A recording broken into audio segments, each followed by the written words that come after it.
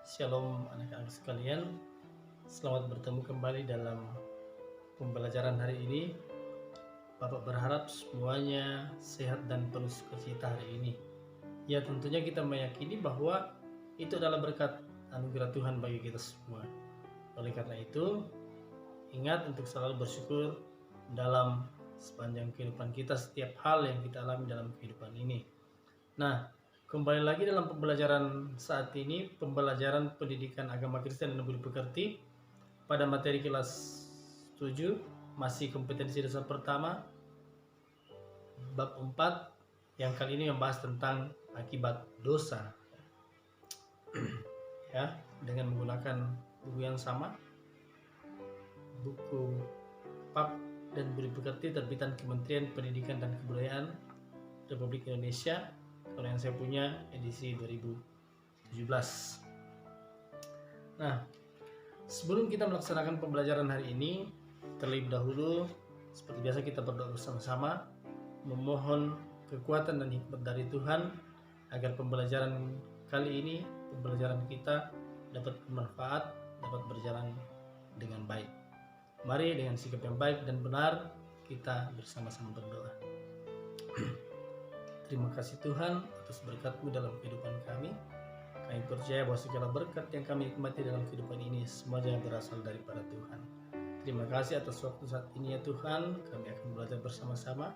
Tetapi sebelumnya kami mohon kiranya Engkau hadir dengan kekuatan Roh Kudus-Mu untuk menaungi kami, sehingga kami dapat belajar dengan baik.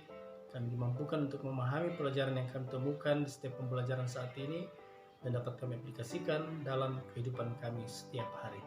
Terima kasih ya Tuhan, ini doa kami, permohonan kami sampaikan kepada Bapa di surga melalui Yesus Kristus yang adalah Tuhan Juru Selamat kami yang setia. Amin.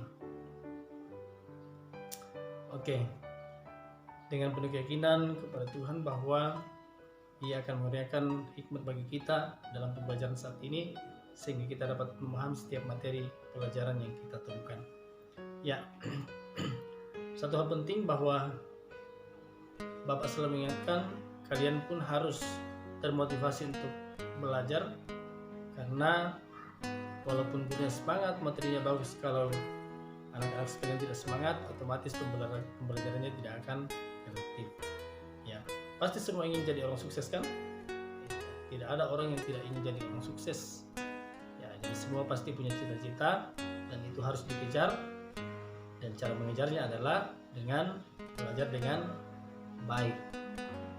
Oke, sebelumnya mari kita bersama-sama menyanyi dari Kidung Jemaat 27, Meski Tak Layak Diri.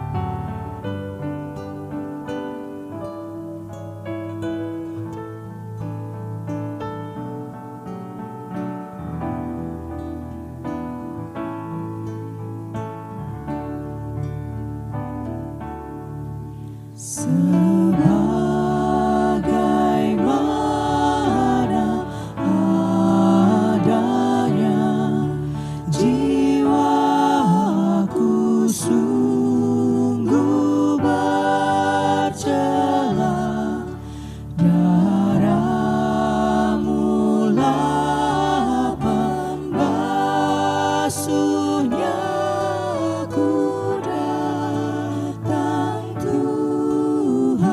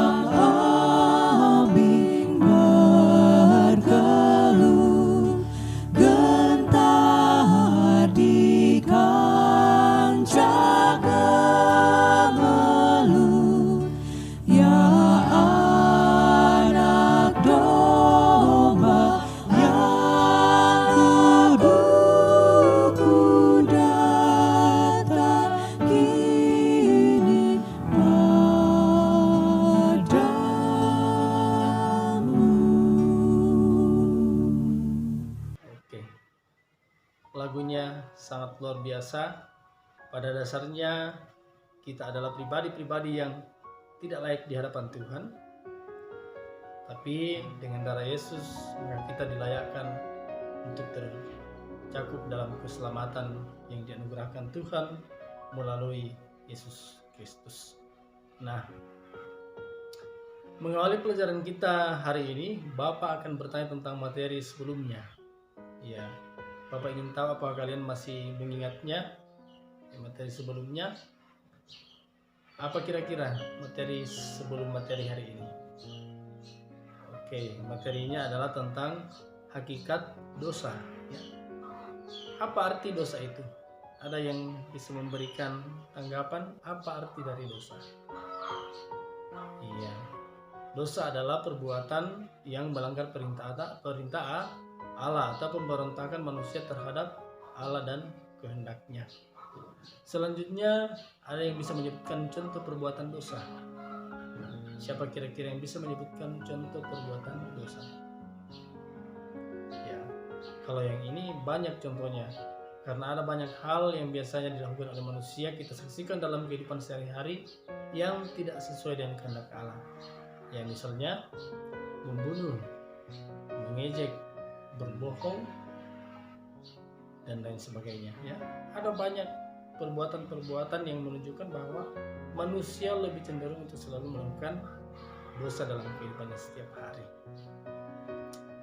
Selanjutnya, pertanyaan Bapak adalah, jika dosa adalah pelanggaran terhadap perintah Allah,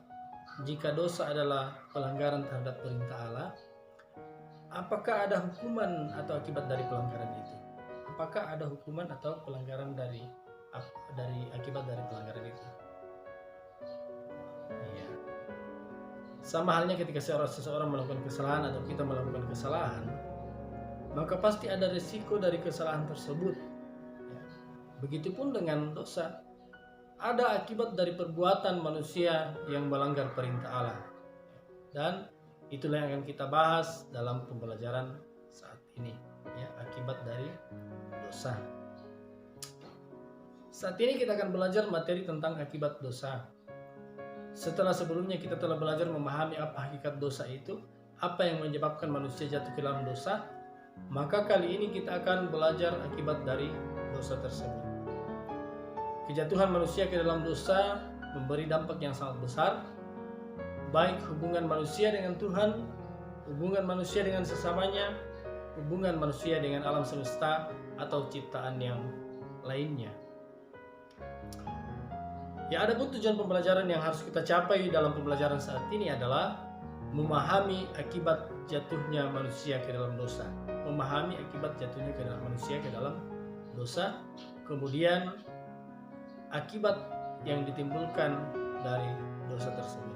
Ya, jadi ada poin memahami akibat jatuhnya manusia ke dalam dosa dan akibat yang ditimbulkan kejatuhan manusia ke dalam dosa tersebut. Adapun yang menjadi bahan Alkitab untuk materi saat ini yaitu Kejadian pasal 3 ayat 14 sampai ayatnya ke-19. Jadi masih seputar kejatuhan Adam dan Hawa ke dalam dosa. Di situ kita akan melihat sedikit akibat yang timbul karena kejatuhan Adam dan Hawa ke dalam dosa. Ya, ada akibat terhadap si iblis, ya ada hukumannya, kemudian terhadap manusia, baik Adam maupun Hawa. Nah, selanjutnya kita akan menyaksikan sebuah video yang merupakan video ilustrasi tentang akibat dari dosa. Ya. Silahkan diamati seperti biasa, disimak dengan baik. Selalu saya katakan bahwa yang penting adalah video tersebut dimengerti apa makna dari video tersebut. Selamat menyaksikan.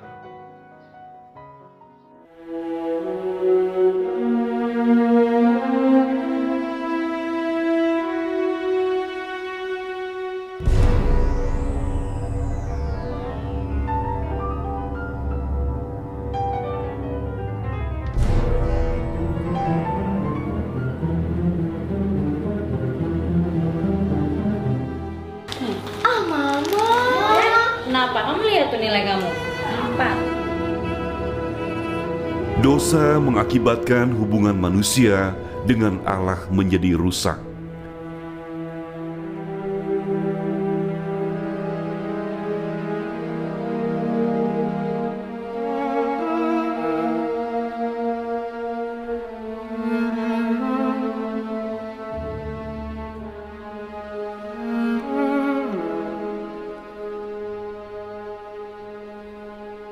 Dosa mengakibatkan konflik dalam diri seseorang.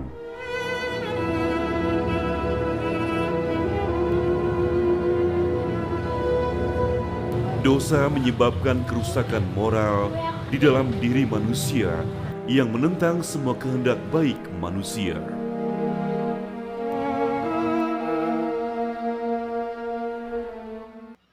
Nah, apa yang kalian petik dari video tersebut? Video ini memberikan gambaran bahwa ada akibat dari setiap kesalahan, yang kita lakukan, termasuk dosa. Ya. Kita masuk dalam materi kita saat ini. Ya. Bapak akan jelaskan beberapa poin dalam materi ini. Mohon untuk disimak dengan baik, dipahami dengan baik, dan jika ada hal-hal yang perlu untuk dicatat, silahkan dicatat jika menurut kalian itu adalah poin yang penting perlu untuk dicatat. Seperti kita ketahui bersama bahwa dosa adalah pemberontakan manusia melawan kehendak Allah. Ya, dosa adalah pemberontakan manusia terhadap kehendak Allah. Manusia ingin menjadi sama dengan Allah. Ya. Salah satu aspek menonjol dari dosa adalah sifat mementingkan diri sendiri, egois. Hubungan manusia dengan Allah yang pada mulanya baik menjadi terputus, dan manusia membutuhkan perantara untuk dapat bertemu kembali dengan Allah. Dari bacaan Alkitab hari ini, kita dapat melihat beberapa akibat yang secara langsung didapatkan oleh manusia saat itu. Ada yang bisa menyebutkan kalau iblis hukumannya apa? Secara khusus Adam hukumannya apa? Hawa juga begitu. Ya, Bapak yakin kalian tahu karena ini adalah cerita dari sejak kita sekolah minggu. Ya, akibat itu adalah bahwa manusia diusir dari Taman Eden. Ya, yang pertama, yang paling terkenal, manusia diusir dari Taman Eden. Kemudian manusia harus bekerja untuk menafkahi kehidupannya. Kemudian manusia harus bersusah payah untuk melahirkan dan lain sebagainya. Itu adalah akibat dari tindakan Adam dan Hawa saat itu yang lebih memilih mendengarkan iblis daripada firman Tuhan. Secara umum ada beberapa akibat dari kejatuhan manusia ke dalam dosa. Yang pertama, dosa mengakibatkan hubungan manusia dengan Allah menjadi rusak. Ya, hubungan manusia dengan Allah menjadi rusak. Seperti yang disebutkan di atas bahwa hubungan Allah dengan manusia yang awalnya harmonis kini rusak akibat ketidaktaatan manusia. Ya. Manusia lebih memilih mendengarkan bisikan iblis daripada taat pada perintah Allah. Allah sangat mengasihi manusia, dan itu terbukti ketika manusia diciptakan dengan sangat baik, lebih dari ciptaan lainnya. Namun justru manusialah yang kemudian menjadi perusak hubungan itu dengan Allah. Manusia menolak untuk tunduk kepada Allah dan firman-Nya. Kemudian berikutnya, yang kedua, dosa mengakibatkan konflik dalam diri seseorang. Pada umumnya ketika manusia melakukan dosa, ia sadar bahwa apa yang dilakukannya adalah hal yang tidak berkenan di hadapan Tuhan. Sehingga wajar saja kalau setelahnya manusia kemudian menyesal, merasa bersalah, hati berkecamuk, dan damai sejahtera pun hilang dari kehidupannya. Ya, misalnya saja ketika kita melakukan kesalahan, misalnya kita mengambil uang punya mama di tas atau dompetnya. Meskipun tidak ada yang tahu atau bahkan mama pun tidak tahu, namun kita selalu dikejar rasa bersalah. Ya, kita merasa bersalah, gelisah, dan tidak tenang. Itu adalah contoh konflik dalam diri seseorang. Kemudian berikutnya, dosa mengakibatkan rusaknya hubungan manusia dengan sesama. rusaknya hubungan manusia dengan sesama, dengan alam, dan dengan ciptaan yang lain. Ya. Ketika dosa berkuasa dalam kehidupan kita, hubungan kita dengan sesama, dengan alam, dan ciptaan lainnya menjadi rusak. Ya. Konflik terjadi dalam rumah tangga, dalam komunitas, dalam kelompok, dalam organisasi, dan sebagainya. Ya, misalnya saja bahwa manusia biasanya selalu melihat sesama dari sisi negatifnya, ya, cenderung untuk selalu menilai sesama dari sisi negatif. Itu adalah salah satu akibat dari kejatuhan manusia ke dalam dosa. Kemudian, hubungan manusia dengan alam dan ciptaan lainnya pun menjadi rusak. Manusia seenaknya mengeksploitasi alam, merusak alam, membuang sampah sembarangan, dan hanya mementingkan kepentingan pribadi. Yang penting dirinya senang, ya. Tidak mementingkan kepentingan orang lain atau dampaknya terhadap lingkungan, ya, terhadap alam dan sesama. Ya, penggundulan hutan dapat mengakibatkan banjir yang dapat merenggut nyawa manusia. Itu semua adalah contoh bahwa hubungan manusia dengan sesama dan alam pun menjadi rusak ketika manusia jatuh ke dalam dosa. Kemudian berikutnya adalah dosa mengakibatkan manusia menghadapi kematian secara rohani. Ya. Salah satu akibat dari dosa adalah bahwa akan mengalami kematian secara rohani. Manusia akan mengalami kematian secara rohani. Ya, ada saatnya bahwa manusia harus menghadap pada penghakiman Allah. Itulah beberapa akibat yang secara turun-temurun dirasakan oleh manusia akibat kejatuhan manusia ke dalam dosa sejak manusia pertama, yaitu Adam dan Hawa. Lalu apakah manusia mampu untuk membebaskan dirinya dari belenggu dosa?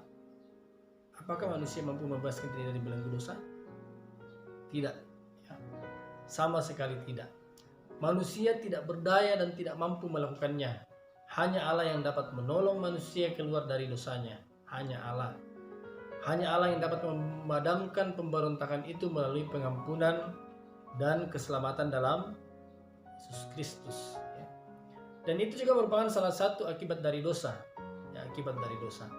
Yaitu bahwa Allah harus berkorban demi menyelamatkan umat manusia yang dikasihinya, meskipun manusia selalu cenderung untuk melakukan dosa. Ya. Allah tetap punya keinginan, punya niat untuk mencari manusia yang berdosa itu. Karena Allah sangat mengasihi manusia. Nah, dalam Roma pasal 5 ayat 6 berkata, Roma pasal 5 ayat 6 berkata, karena waktu kita masih lemah, Kristus telah mati untuk kita orang-orang durhaka pada waktu yang ditentukan Allah. Sebab tidak mudah seseorang mau mati untuk orang yang benar, tetapi mungkin untuk orang yang baik ada orang yang berani mati.